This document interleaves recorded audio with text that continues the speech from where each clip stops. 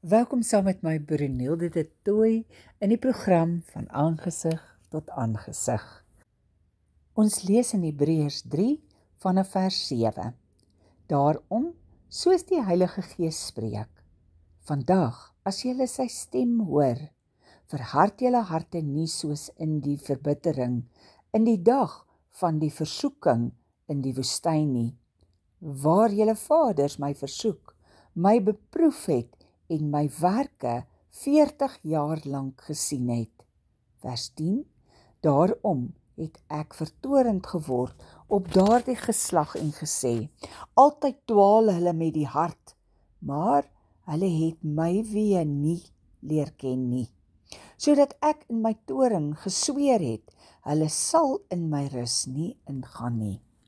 Vir my en jou is dit belangrik om God intiem te leer ken, sodat dit ook vir ons moontlik kan wees om in sy rus in te kan gaan. Dan wil ek vir jou voorhou in hoofstuk 4 vanaf vers 2, want aan ons is die evangelie ook verkondig, net soos aan hulle, maar die woord van die prediking het hulle nie gebaat nie. En hier kom 'n belangrike deel, omdat dit by die hoorders nie met geloof verenig was nie. Dit beteken dat as ons die woord net hoor en ons het nie geloof nie en ons pas nie geloof in dit toe nie, dan kan dit vir ons niks beteken nie. Ek en jy het nodig om te besef dat ons kan ook vra vir die gawe van geloof, dat die Here ons kom help hoe om te glo wanneer iets vir ons moeilik is om te verstaan of moeilik is om te in die werkwoordsens van geloof in te skuif. Ons geloof kan ook al hoe meer en meer groei, soos ons al hoe meer en meer verhouding bou. Tyd en gebed help met verhouding bou. Nou, een van die belangrike goed wat vir my in my lewe baie hoog uitstaan, is dat ek weet, ek kan baie praat en niks sê nie.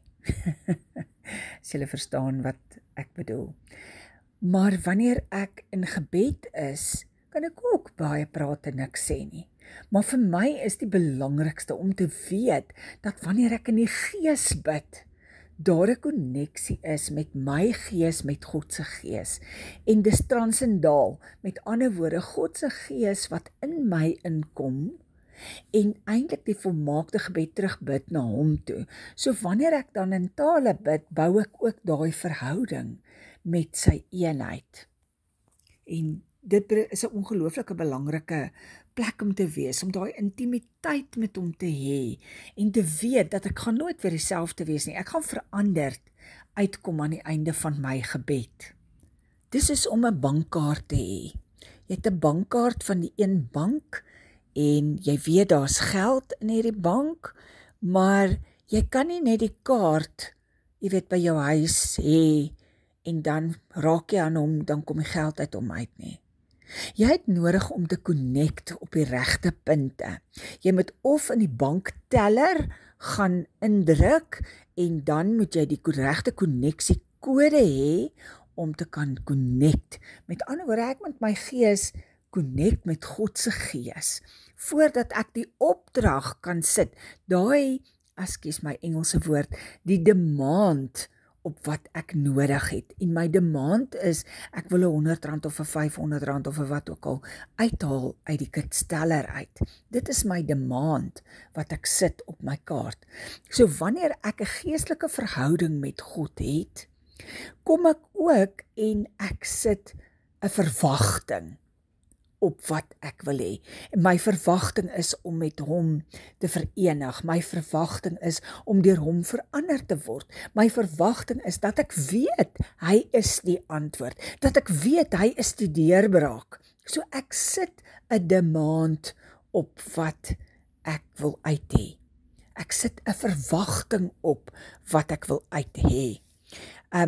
Wanneer ek by die kitsteller is, of ek is by die bank, of ek is by die toonbank, wanneer ek daai kaart vat, en ek weet mos nou, daar is die geld in my rekening. Ek weet dit, want ek het dit mos nou bereken. So ek het my gebedstyd met God bereken. Ek het ingesit in my gebedslewe. Ek het ingesit in my verhouding met hom, sodat ek weet, wanneer ek nou kom en ek sit 'n verwagting, ken ek sy karakter goed genoeg om te weet, hy gaan nou vir my deliver. Hy gaan vir my gee dit wat ek nou nodig het en soveel meer. In ons verhouding met God en met Jesus en met die Heilige Gees gee hy soveel meer as wat ons eintlik ingesit het en hy verras ons elke keer. Dis soos wanneer iemand 'n inbetaling in jou rekening gemaak het wat jy nie eens kan onthou hulle meer vir jou skuld nie. As ek betaal met daai kaart en ek daai verwagting op hom sit, ek weet dat transaksie gaan deurgaan. Dis hoekom ek so geskok is die keer wanneer daar nie 'n internetkonneksie is en dit nie gebeur nie. Maar dan weet ek, dis as gevolg van my konneksie wat nie meer so vlamskerp met die Here is nie. En wanneer ek dan my geloof daarin sit en weer opbou en my intimiteit met hom weer sterk maak, weet ek dat ek weet, wanneer ek my kaart 'n verwagting opsit, gaan dit daar wees vir my. Nou, hoe doen ek dit? Ek kom vrymoedig voor die Here. I come boldly in faith. Want ek weet uit verhouding uit wie hy is en wat hy vir my doen en waartoe hy in staat is. Uit verhouding uit weet ek dat ek weet. Nou kom ek voor hom en as daar enigiets in my lewe is wat terughou, wat tussen my en hom staan, sodat ek nie vrymoedigheid het nie, kom bely ek dit eers, en ek sê, Here, ek is jammer oor hierdie en daai wat ek gedoen het, vergewe my en was my skoon, en Here, help my om myself te vergewe, en ek spreek myself nou vry, dankie Here, dat U my ook nou vry spreek. Ok, nou is ek gereed, nou weet ek nie meer wat om te bid nie, want ek het nie meer genoeg woorde nie. Nou begin ek in tale te bid, want is God se gees wat in my gees inkom, en die vermaakte gebed terugbid, so my behoefte word in tale bekend gemaak aan God. Om in tale te bid, weet ons bring 'n massiewe groei in jou gees, want as gedeeltes van jou gees wat kan groei, sonder dat jou verstand in die pad is, en die wonderlike van dit als is, jy hoef nie te verstaan wat jy praat nie, jy hoef nie te verstaan nie, maar jy het eintlik reeds gedeponeer, dalk vir oormôre se vergadering, wat 'n moeilike vergadering is, jy het dalk reeds die deurbraak deurgebid, sonder dat jy dit besef. Nou wat ek gewoonlik voorstel is, jy vat in jou gedagtes, dit wat in jou hart is, waaroor jy leef, en waaroor jy wil bid. Kom ons sê byvoorbeeld, jy het 'n moeilike vergadering wat die volgende dag gaan wees en daar met moeilike besluite geneem word en jy begin in tale te bid met daardie in jou gedagte. Dan is jy besig met intersessiewerk vir jou vergadering van môre. Jy is besig om jouself op te bou. Gaan lees in 1 Korintiërs 14 vers 4. Hy wat in 'n taal spreek, stig homself, maar hy wat profeteer, stig die gemeente. So wanneer ek en jy in 'n taal spreek, is ons besig om onsself te stig, onsself te bring op die punt van geloof, onsself te bring op die punt van 'n deurbraak, om te sorg dat ek en jy nie meer negatief dink en negatief praat nie, want ons is besig om ons op te bou met die gees van God. Jy is ook besig om jouself te stuur, as jy verstaan wat ek bedoel. Jy kom nader aan God en jy groei geestelik. Heiligmaking vind plaas. So daai goed wat jy op verkeerde 'n manier oor benader het in jou denke, kan die Heilige Gees nou vir jou begin inligting gee om vir jou te wys, maar hoor hierso, jou denke verander net. Dit's nie iets majors nie, maar jou denke begin verander om meer te word soos Christus se denke. Jy groei in wysheid deur in tale te bid. Jy kan dit gebruik in die oggend as jy opstaan, voor jy jou dag begin. As jy so 12 minute in tale gebid het, is dit bewys. Daai 12 minute verander jou gees, maar dit verander ook jou fisiese samestelling, jou biologika wil ek amper sê. Jou chemiese stowwe in die brein verander. Dis tot al wetenskaplik bewys dat wanneer jy 12 minute hardop in tale bid, dat tot Alzheimer's en dementia kan genees. Dis hoe sterk die spreking in tale is. Dit verander jou, so jy rig jou hele dag, en jou hele dag kom onder God se beheer, omdat jy toelaat dat die spreking in tale dit verander en die beheer oorvat oor jou lewe. Jy weet nie wat volgende maand gaan gebeur nie, maar omdat jy in tale bid, is die Here besig om daai vir jou klaar uit te sorteer. Jy weet nie hoe jy by jou werk gaan wees nie, maar omdat jy tyd insit om in die gees van God te bid, is hy besig om dit te rig en dit oor te neem en dit te bepaal en beheer te vat daaroor. Romeine 8 vers 26, ek lees dit vir jou in die Amplified. You don't know how to pray as you ought, but the Spirit himself makes intercession for you. So wanneer jy in tale bid, kom die gees van God en hy doen intersessie namens jou vir jou. Is dit nie net awesome om te besef dat die Here geweet het ek en jy weet nie hoe nie, en dat hy alleen dit vir ons kan doen, en daarom is hy so bereidwillig om in daai plek te kom wanneer ek en jy kies om hom te eer in tale. Soms sal jou vriende vir jou sê, ag, is tyd mors om ure te bid. Ek sien dan nie dadelik 'n deurbraak nie. Maar weet jy wat, jou lewe lyk anders omdat jy kies om in tale te bid. Jou lewe lyk anders omdat jy kies om God se gees toe te laat om die beheer oor te vat, om die leiersels oor jou lewe oor te vat. Ja, jy's nie gevrywaar van 'n moeilike dag nie. Jy's nie gevrywaar van 'n aanval van die vyand af nie. Jy is nie gevrywaar van 'n aanval van Satan af nie. Nee, jy is nie. Maar omdat God in beheer is van jou, gaan jy baie ligtelik daardeur. Omdat die wysheid van hom gestuur word in jou gees, tree jy baie wyser op in sy gees, sodat jou deurbraak baie makliker is. Maar net soos wat jy die geld in jou bankrekening moet insit, moet jy ook toelaat dat die gees van die Here oor jou oorneem, deur in gebed tyd te spandeer. So hoe meer tyd jy in gebed spandeer, hoe meer word jy verander na die beeld van Christus. You are creating life by design, by praying in the Spirit. In Daniël 5 vers 12 lees ons, omdat in hom 'n voortreffelike gees en kennis en verstand gevind is om drome uit te lê en raaisels op te los en knope los te maak.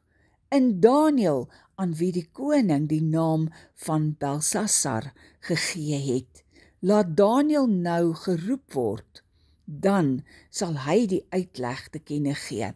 Hoe het Daniël dit reg gekry?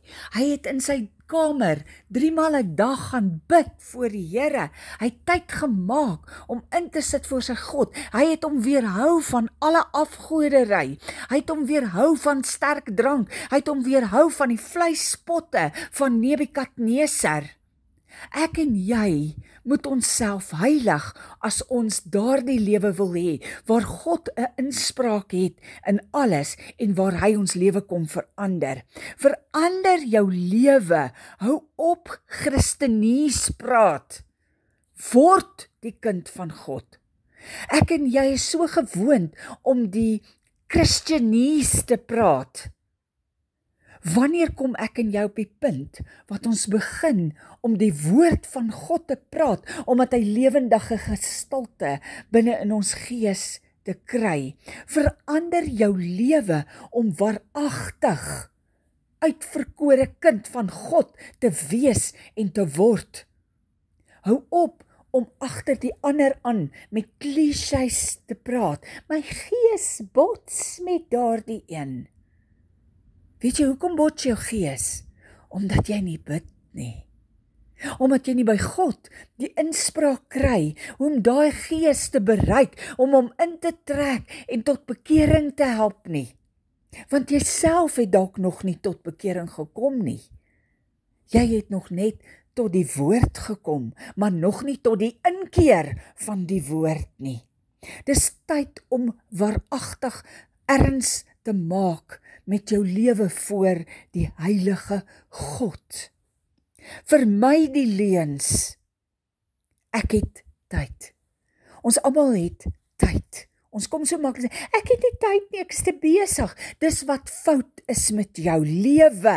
As jy te besig is vir God, is hy dalk te besig vir jou. Besef dit vandag. Of hy sit en wag daar waar jy hom gelos het.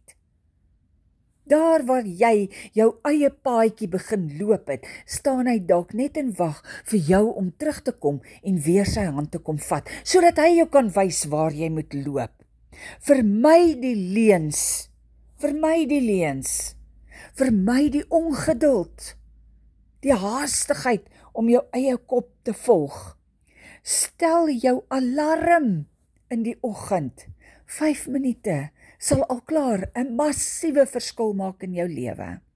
Klim in die stort, sit 'n reminder teen jou spieël wat sê, dis my talebid tyd. Terwyl ek my liggaam buitekant reinig, reinig ek my gees aan die binnekant. Ons vat in die aande as gesin na aandete, vat ons nog steeds ons tyd met die Here. Soms stel ons die wekker en bid vir 12 minute in tale, baie aande, meeste aande. Soms lees ons 'n geestelike inspirerende boek, soms lees ons hoofstukke in die Bybel. Maar bid en worship is altyd deel van ons aande. Is jy nog die ligdraer in jou gesin? Is jy nog die ligdraer in jou kinders se lewe, wat hulle leer hoe om hulle knieë na die Here toe te wend, hoe om hulle gedagtes op God te skoei, hoe om hulle probleme in die woord van God op te los, of hit jy hulle aan om vieslike gedrag teenoor ander te openbaar? Is jy nog die voorbeeld vir jou kleinkinders, hoe 'n kind van God se lewe moet wees? Raak jy betrokke in allerlei nonsens en drek? Sien hulle hoekom jy dronk gedrink by die huis aan? Of sien hulle hoe jy ure voor die Here spandeer? Sien hulle hoe jy tyd maak en hoe rondhol van punt A na punt B en vleesverheerliking en aktiwiteit na aktiwiteit, maar as nooit 'n aktiwiteit wat sê God eerste nie? Wat sien hulle by jou? Wat sien jy self by jou? Is dit die wysheid van God wat deur jou are vloei? Is dit hy wat nog die blaas van jou asem is? Wag jy nog op sy wysheid? Of tree jy oorhaastig op en vererger jou situasie vir jouself? Maak tyd.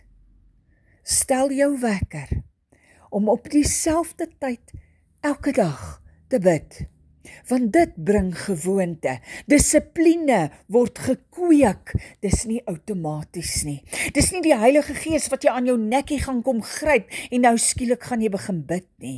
O nee, dis dissipline wat maak dat jy bid. Dis dissipline wat maak dat jy 'n wekker stel en sê dit is wat ek van nou af gaan doen. En dan is dit dissipline wat deurdruk en aanhou. Hou op om te speel en te dink die Here gaan jou soos 'n marionetjie, daai stokkietjies hierbo, die toutjies begin trek en jy gaan van self begin dans. Dit sal nooit, ooit gebeur nie. Die Here verwag van jou 'n keuse om hom eerste te stel, 'n keuse om hom te kies, 'n keuse om jou knieë voor hom te buig, 'n keuse om hom te volg. Kom ons bid saam. Ons heilige hemelse Vader, soveel keer het ons hier geval in hierdie gebed. Vergewe ons, Here. Maar dankie dat wanneer ons diligent gerig op U is, ons U kan hoor, want U was nog altyd vir ons daar, het nog altyd vir ons gewag, het nog altyd ons vooruit gegaan, het ons nog altyd gedra, U was nog altyd die deurbraak en die wysheid, en U het nog altyd die laaste sê. Dankie Here dat U my vandag in die holte van U hand hou. Dankie dat U my geliefde luisteraar vandag in die holte van U hand hou. Dat U ons kom toemaak met U wysheid. Ons kom beskerm en ons kom leer na U woord en na U hart. Here, hou my oor styf teen U lippe, dat ek U stem hoor vir die inspraak in my lewe. Leer my hoe om altyd in dissipline te bly. Vader, want die vyand wil so graag hierdie tyd steel, omdat hy weet hoe kragtig my verhouding in U werk, Here, en hoe dit my lewe by mekaar hou in die holte van U hand. Maar dankie Vader dat ek is geborge in U hart. En my naam is opgeskryf in die palm van U hand, in die boek van die lewe. En ek loof en prys U vir hoe U my lewe rig en my paaie gelyk maak en water gee, riviere in die woestyn. Amen.